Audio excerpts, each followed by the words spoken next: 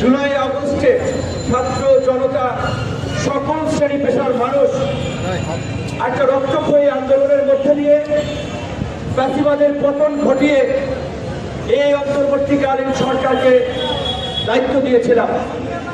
সেই সরকারের প্রধান আজকে আমাদেরকে এই রাস্তায় নামতে বাধ্য করেছে। ডক্টর মোহাম্মদ ইউনূসের প্রতি আমাদের শ্রদ্ধা ভক্তির ঘাটতি ছিল না, কিন্তু গতকালকে তার যে কথা, সেই কথার প্রতিবাদ না জানিয়ে কোনো বিবেক সম্পন্ন মানুষ থাকতে পারবে না। তিনি আন্তর্জাতিক ক্রাইসিস গ্রুপের মিটিংয়ে বলেছেন যে আওয়ামী লীগ নিষিদ্ধ করার কোনো পরিকল্পনা এই সরকারের নাই। বন্ধুগণ, আপনাদেরকে মনে করিয়ে দিতে চাই, অগস্টেই এই আলগাজীর সামনে মঞ্চ করে আমরা আওয়ামী লীগ নিষিদ্ধের দাবিতে প্রোগ্রাম করেছিলাম, জেলায় জেলায় প্রোগ্রাম দিয়েছিলাম। এই বছরের 5ই ফেব্রুয়ারিও প্রধান উপদেষ্টা বরাবর জেলা প্রশাসকদের মাধ্যমে আওয়ামী লীগ নিষিদ্ধের দাবি, লুটপাটকারীদের বিচার এবং সম্পদ বাজেয়াপ্ত সহ 5 দফা দাবিতে স্মারকলিপি দিয়েছিলাম। 19শে ফেব্রুয়ারি বিক্ষোভ মিছিল করেছিলাম। কোন রাজনৈতিক দলের আওয়াজ পাওয়া যায় নাই, কোন রাজনৈতিক দল কথা বলছে না। আমরা বারবার বলেছিলাম আওয়ামী লীগ নিষিদ্ধের প্রশ্নে রাজনৈতিক দলগুলো তাদের অবস্থান পরিষ্কার করুন। এখন এই রোজার দিনে জগন্নাথ বিশ্ববিদ্যালয়ের ছাত্রদের স্লোগানের রেফারেন্স টেনেই বলতে হচ্ছে সব সারারা বাটপার। জগন্নাথ বিশ্ববিদ্যালয়ের ছাত্ররা তাদের ক্যাম্পাস সঠিকভাবে যেন নির্মাণ হয়, সেই কারণে ওই বাটপার প্রতারক বিভিন্ন গোষ্ঠীর কাছ থেকে কাজ সেনাবাহিনীর কাছে দেওয়ার জন্য যেন সুষ্ঠুভাবে সম্পন্ন হয়, তারা স্লোগান দিয়েছিল সব সারারা বাটপার, আর্মি হবে ঠিকাদার।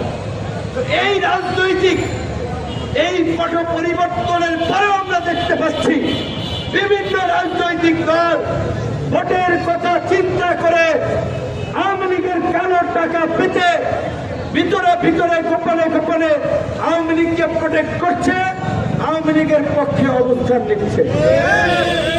আজকে বিপ্লবের কান্ডারি বলে যে সমস্ত ছাত্র নেতারা পরিচিত, তাদের মন্ত্রণালয়ের সচিব থেকে বিভিন্ন দপ্তরেও এই ফাঁসিবাদের দোষর যারা 24 এমপি নির্বাচন করেছে তারাও দায়িত্ব পালন করছে।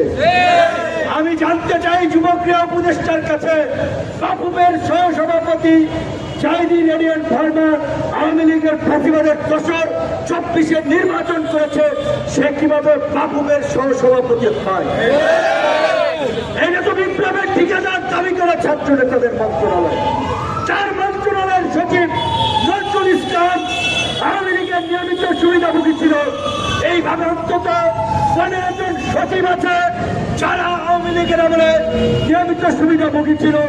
তারা সচিব হচ্ছে ছাত্র সমন্বয়করা বিভিন্ন জনের বিষয়ে তদবির করে তাদেরকে পুনর্বাসনের সুযোগ করে দিচ্ছে, আর দোষ দিচ্ছে আর্মি আর সরকারের। মানে অনেকটা এই আওয়ামী লীগের ঠিকানা এই বাংলায় হবে না, এই বাংলায় হবে না। এখন পরিস্থিতি দাঁড়িয়েছে আঙ্গুর ফল না খেতে পেরে টক। সরকারের কাছ থেকে সুবিধা নিয়ে সরকারের উপরে তারা খবরদারি জারি করে পার্টি গঠন করে তারা আজকে হাসিনার মতো আরেকটা ফ্যাসিস্ট পার্টি হতে চায়। সেই কারণে আজকে তারা আর্মি নিয়ন্ত্রণ করতে চায়, পুলিশ নিয়ন্ত্রণ করতে চায়, রাজনীতিবিদদের মধ্যে বিভাজন তৈরি করতে চায় এবং দেশে নৈরাজ্য তৈরি করতে চায়। এবং তাদেরকে সহযোগিতা করছে কিছু তথাকথিত বুদ্ধিজীবী এবং তথাকথিত বিপ্লবী নামে কিছু হটকারী লোকজন। আপনারা দেখবেন, ন্যারেটিভগুলো দেখবেন, বয়ান দেখবেন, বক্তব্য ফলো করবেন। আমরা বলছিলাম ছাত্র জনতা, সামরিক বাহিনী, পুলিশ প্রশাসন, সমস্ত জনগণ অন্তত একটা পর্যায়ে এক বিন্দুতে এসে মিলিত হয়েছে বিদায়ী এই গণ অভ্যুত্থান সফল হয়েছে। গণ অভ্যুত্থানে যে প্রক্রিয়ায় হোক যেভাবেই হোক সেনাবাহিনী জনগণের পাশে এসে দাঁড়িয়েছে এবং সেনাবাহিনীর এই গৌরব উজ্জ্বল ভূমিকা ৭১-এর মুক্তিযুদ্ধ থেকে ৯০-এর স্বৈরাচার বিরোধী আন্দোলনও যদি দেখেন, এই ২৪-এর গণ অভ্যুত্থান দেখেন, সবসময় তারা শেষ পর্যন্ত দেশের স্বাধীনতা সার্বভৌমত্ব রক্ষায় জনগণের পাশে ছিল। ৭৫-এ ৭ই নভেম্বর সিপাহী জনতার বিপ্লবের মাধ্যমে জিয়াউর রহমান মুক্ত না হলে বাংলাদেশ যেমন একটা সংকটে পতিত হতো। ৯০-এ জেনারেল নুরুদ্দিন সাহেব যদি এরশাদ সাহেবকে সরি মিস্টার প্রেসিডেন্ট, আমরা জনগণের বুকের উপরে পাড়া দিয়ে আপনাকে ক্ষমতায় রাখতে পারবো না, এই কথা যদি না বলতেন ৯০-এরও ডিফিকাল্ট ছিল গণ অভ্যুত্থান ঘটনাটা। ২৪-এর গণ অভ্যুত্থানেও সামরিক বাহিনী যদি শেষ পর্যন্ত জনগণের কাতারে এসে না দাঁড়াতো তাহলে দেশে গৃহযুদ্ধ লেগে যেত, রক্তপাত হতো। ওই দক্ষিণ আফ্রিকার বিভিন্ন ব্যর্থ সংঘাতপূর্ণ রাষ্ট্রের তালিকায় বাংলাদেশের নামও যুক্ত হতো। তাহলে কেন গণ অভ্যুত্থানের পরে সেনাবাহিনীকে জনগণের মুখোমুখি করা হচ্ছে? এবং একজন বুদ্ধিজীবী নতুন নতুন টার্ম ইউজ করে ছাত্র জনতা সৈনিকদের অভ্যুত্থান, মানে এখানে আর্মির কোনো অফিসার ভূমিকা রাখে নাই, সৈনিকদেরকে এখানে টেনে এনে একটা বিভাজন তৈরি করছে। এরা ওই ৭৫-এর মতো আরেকটা হঠকারী গ্রুপ যারা দেশে নৈরাজ্য তৈরি করতে চায়। কাজেই নৈরাজ্যকারী হঠকারীদের বিরুদ্ধে আমাদের সজাগ এবং সতর্ক থাকতে হবে। আমরা বারবার বলছি, আসেন এখনো বলছি, আওয়ামী লীগকে যদি আপনি বিপ্লবের শক্তি হন, আপনি আওয়ামী লীগকে নিষিদ্ধের পক্ষে থাকবেন। আমরা বলছি সমস্ত রাজনৈতিক দলগুলো যদি ৪ ব্যানার নিয়ে আগামীকালকে রাজপথে নামে ২৪ ঘন্টার মধ্যে সরকার আওয়ামী লীগকে নিষিদ্ধ করতে বাধ্য হবে। এখন তাহলে দেখা দরকার কারা ফাঁসিবাদকে পুনর্বাসন করতে চায়, কারা গণতন্ত্র চায়, কারা অভ্যুত্থানের শক্তি।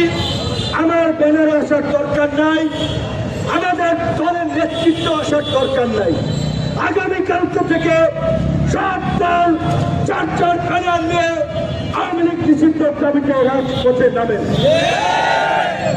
রমজানের শেষ দিকে স্বাভাবিকভাবেই বিভিন্ন রাজনৈতিক দলের গুরুত্বপূর্ণ কর্মসূচি, সবাই বাড়ি যাবে, বছরে একটা ঈদ আসে, স্বজনদের জন্য কেনাকাটা, আবেগ অনুভূতি অনেক কিছুই জড়িত। আমি গণ অধিকার পরিষদের নেতা কর্মীদেরকে অনুরোধ করে বলবো, এই ঈদটা প্রয়োজনে আমরা কম আনন্দ ফুর্তি করলাম, আগামীকালকে থেকে সারা দেশে জেলা উপজেলায় গণ অধিকার পরিষদের নেতা কর্মীরা আওয়ামী লীগ নিষিদ্ধে গণ স্বাক্ষর এবং অবস্থান কর্মসূচি পালন করবেন। ঢাকায় আমরা সকাল 11টায় জাতীয় প্রেস ক্লাবের সামনে এই গণস্বাক্ষর অবস্থান কর্মসূচি পালিত হবে।